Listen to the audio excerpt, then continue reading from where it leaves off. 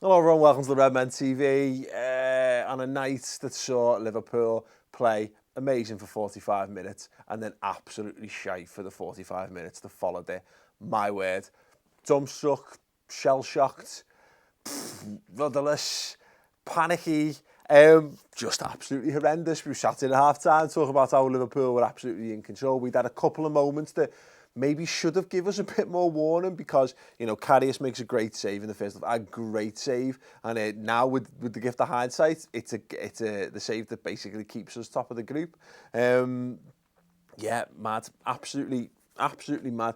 You know, we did what you meant to do in a European away performance. You know, we got our noses in front early. We looked really dangerous. We took our chances when they were presented to us. And great, and we're going at half-time, and whether the players are just now thinking, well, there you go, because I was talking half-time saying, great, just get it to 60 minutes.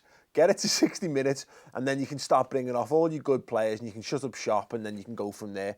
And maybe one or two of them were thinking the same, and when they got the first goal back, everyone's heads fell off.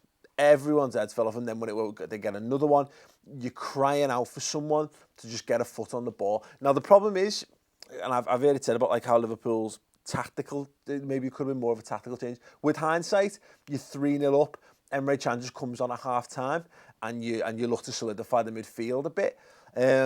But equally, we were playing counter-attack anyway, so it wasn't as though we were playing a gun-go, you know, go for it attacking style play anyway. So I get why we did it. We've obviously thought, well, listen, we've got the talent there. They're going to come at us fine, but we'll just smash them on the counter-attack. But the problem is you've got to keep it tight to the back, and we've done ourselves absolutely zero favours there. Alberto Moreno's had an absolute stinker tonight. And it's bad because he's dead good, by and large, in the first half. He's had a great season for us as well. The ball that he plays through for Sadio Mane in the first half is out of this world. Things that we wouldn't expect from him. You know, if that goes in, that's 4 assists in the Champions League for him this season, which probably still has him as the top assister in the Champions League, which is mad. And, you know, we were talking before the game about how, that's in the build-up show, he had, you know, 90 minutes there just to put the last of his ghosts, to lay them to rest, or, you know, put his demons to bed, you know, pick an analogy.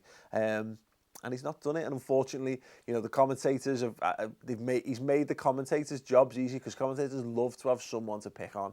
And Alberto Moreno's a very easy target, particularly when Liverpool's defence is not great. I think the penalty, I think it's Coutinho passes it back to him.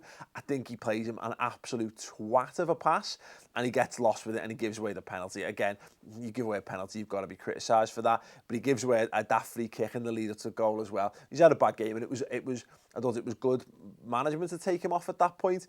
James Milner comes in and he's fine, isn't he? Because he's James Milner. But madly, we really could have done with James Milner in a more outfield position almost. You know, we could have done with him in midfield for the last half an hour of that game, just a bit more of a cool head, just to do some stuff where he's in a position on the pitch where he can use his experience, where he can run the clock down, where he can take it into the corner and, you know, buy some throw-ins and buy some fouls and stuff. Unfortunately, the area the pitch is in, you can't take any chances when you're a fullback. So, you know, it was the nature of what we did. We had to be reactive to what had happened. Maybe it's a bit too late, you could argue. I don't know. I'm you know, clear. I'm pleased that he made the changes.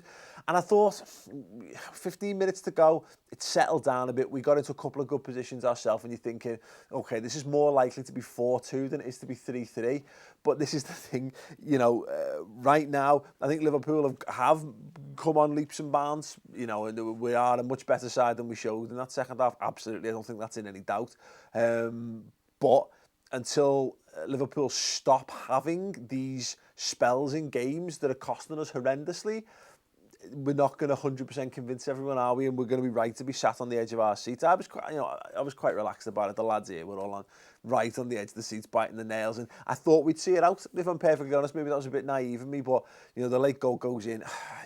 It's back to the type of goal we've been conceding for 2 years, where you get something on it from a corner, it drops, and it madly drops perfectly to a guy in the middle of the box, and he sticks it away. I don't know what to do about that. Look, ultimately, it's shit. You've just got to, you know, put a better head on it, defend it better, use those intangible concepts. I don't know, but such a shame, because I think, given how, look, you can see why they've not lost at home for a year or something like that. I think that someone said the last team to beat them at home was Juventus last year in the Champions League. Or was it the Champions League? Anyway, they've got talent. They're a very, very good side when they go for it. Even Banega pulling the strings, and we lost our heads big time, and it shows where Liverpool are. Not shit, top of the group, absolutely top of the group, but still lacking a little bit experience, a little bit of nous, and I think that's just players on the pitch. I think, this is where we fall down sometimes when Gini Wijnaldum, Emre Can and Jordan Henderson end up being your midfield, because I think they're all good players. I genuinely do, but there's not enough in that midfield of players who've just been there and done it. I saw a tweet, and I'll be doing the Twitter reaction shortly. People saying like Steven Gerrard on the pitch doesn't let that happen, and he doesn't, because Steven Gerrard was world class and had played the game at the absolute highest level, season in, season out. It's telling that the stat that, if we manage to qualify by beating Spartak, and that's obviously now what we've got to do, it'll be the first time we qualify for the last 16 in 9 years. 9 years. And that tells where we are. Liverpool are not the finished article. We're still going to have these dips along the way, and that's really annoying and it's really frustrating, because I just felt like we turned a bit of corner, and I genuinely think we have. I think we have been much improved, but the problem is the press are going to love it. Fans of other teams are going to love it, and I think the thing to notice is I'm seeing fans of Man United, I'm seeing City fans, I'm seeing Chelsea fans, and they're all laughing and tweeting about it, blah, blah, blah. You know what, at the end of the day, they're watching Liverpool, and they're watching Liverpool because we're in the Champions League, and we're in the Champions League because we're good enough to be in the Champions League, and we're top of the group because we're good enough to be top of the group. If we're good enough to get into the last 16, we'll beat Spartak in a couple of weeks, and we'll be in there, and we'll see who we get in the draw, and we'll see where we go from there. Other than that, I see no sense in losing our heads. Big game at the weekend, get our heads down, revitalise, come back with a little bit more spark and a little bit more impetus to do something because of that, and hopefully get a decent result against there, and we'll see where we lie in a few games in the league.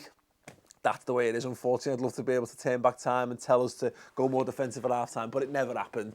Liverpool have themselves to blame, but you know what? They'll dust themselves down and they'll go again, won't they? Because that's what football is. It's an endless cycle, week in, week out. You just got to make sure that you learn to the best of your ability from your mistakes.